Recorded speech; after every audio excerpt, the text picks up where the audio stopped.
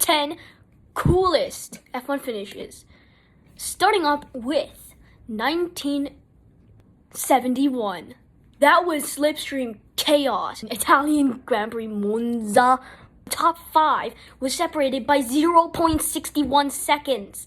0.61, 6/10 of a second. Number 9. 1982 Australia Anglaise versus Keke Rosberg. 200 dogs. After 52 laps, Anglaise crossed the line by just 0.05 seconds to Keke Rosberg. Yes, Anglaise won. The marshals and the FIA literally had to look frame by frame to see the winner. That's how close it was. Chicanes were introduced in 1971 due to the 0.01 thing. Number 8. 2002 U.S. Grand Prix. Rubens Barrichello passed Michael Schumacher for the win due to... Michael Schumacher slowed down for a fun finish to Barrichello. But Barrichello didn't slow down because he was actually still mad about the... So, Rubens Barrichello won by just 0.011 seconds. Number 7. 2002 Australian Grand Prix. Team order mess. Anyways, so Barrichello was leading for the entirety of the race, and then team orders said for Barrichello to slow down for Michael to pass to win for his championship. So, guess what happened? Barrichello lifted on the main straight. The same thing the other way around. So, Michael passed and won for his championship. And now, time for number 6. The year is 1990. Ayrton Senna and Alain Prost were fuming after all the races. Senna came in with a points advantage. Okay, so Senna came in with a points advantage. April 30th. Roland Ratzenberger. May 1st, Ayrton Senna. Both drivers were determined to win the championship in 1990. So, Senna knew that he had the best points advantage. He had a points advantage. So, if they both scored zilch points in the championship, Senna would win. So, Senna knew this. Big brain. He did act like he was going to turn a bit. He did turn a bit, and then immediately crashed into Alain. Not a fatal crash, but a crash that both drivers were out. Immediately crashed into Alain. Not a fatal crash, but a crash that both drivers were out. So, Ayrton Senna won the championship. So, Ayrton won the championship in 1990. Alain finally got payback from him because, Ayrton Senna finally got payback from 1989, and finally, he won that championship again. Yippee. Also, what is with this guy? Ayrton Senna, born in 1964. Got into F1 in 1964. Dewarded in 1994. What is this man? What is with this man in fours? He's a 4-car racer, and every major event for him, 4. Number 5. Pierre Gasly redemption. 2019. After late safety car chaos, Pierre Gasly in his Toro Rosso drag raced Hamilton to the line and somehow managed to win by 0.026 seconds. Number 4. Schumacher versus Hakkinen rivalry. 2000 U.S. Grand Prix.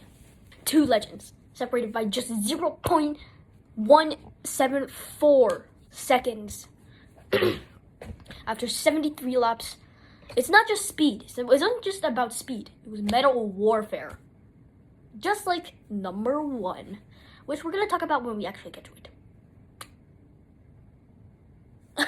Like, that race was actually pretty cool. Number 3. Schumacher versus Montoya. 0.259 seconds apart. 0.259. 0.259. Yes, it is a bigger gap than Schumacher versus Hakkinen. Ferrari's Bridgestones versus Williams Michelin's. It was tire warfare. But compared to what you see at number 2 and number 1, it's both. Both metal warfare and tire warfare. Anyways, 2016 Brazilian Grand Prix. First off, the first thing that Max Verstappen did crazy is somehow save his car from sliding and almost actually into the barriers. Most drivers would counter steer and then go straight into the barriers by accident. But notice how Max didn't counter steer, and that actually saved his car. But that wasn't on purpose, the crash. Okay, it wasn't a crash. It was a very humongous save. Like, how did he do that? And then he pitted. It was not near the end of the race when he did that crazy save. He pitted, dropped down to 16th, and it was very near the end of the race. There were 16 laps left. So, what Max did can be defined as one of his greatest drives. He charged through the field. Overtake after overtake after overtake after overtake. Overtaking Kevin Magnussen. Nico Rosberg. Oh, wait. Nico Rosberg is in top 3. Well, actually top 2, because Max, guess what? Finished 3rd race. And mind you, Red Bull was not good at that time. So, it was basically Max getting every inch of speed, and got every inch of speed, went from 16th to 3rd. The speed on this man. Number 1. 2024 Brazilian Grand Prix. First off, qualifying was an absolute cluster of quality. Almost every single driver crashing out, of course, Stroll. Dude, I crashed. Okay, I don't actually remember if Stroll crashed out, but still, probably. How, like, I was not seeing quali. It was raining so bad that quali was literally delayed into race day. The drivers probably got up at like 5 a.m. and to quali in the soaking wet still, and somehow Stroll. Oh yeah, Stroll did crash out.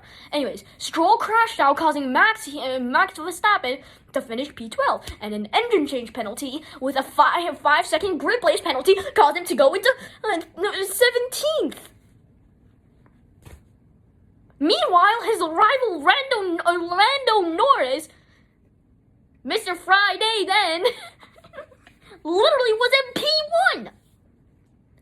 F1 fans, including me, when I saw his starting position, was like, there's no way he's winning this. And then he pulled off overtake after overtake, making a masterclass of a move on Hamilton, Piastri, and other cars, of course, too, and managed to climb the field like literally a guy that was, basically a person in Minecraft that has 100 million splash potions of swiftness, splash potions of strength, and a bunch of other stuff climbing up a vine. The speed on Max Verstappen is crazy. Max Verstappen, a 3-time world champion at that time, climbed from 17th to the win in Brazil from absolutely nowhere in the wet. Meanwhile, everyone else was like,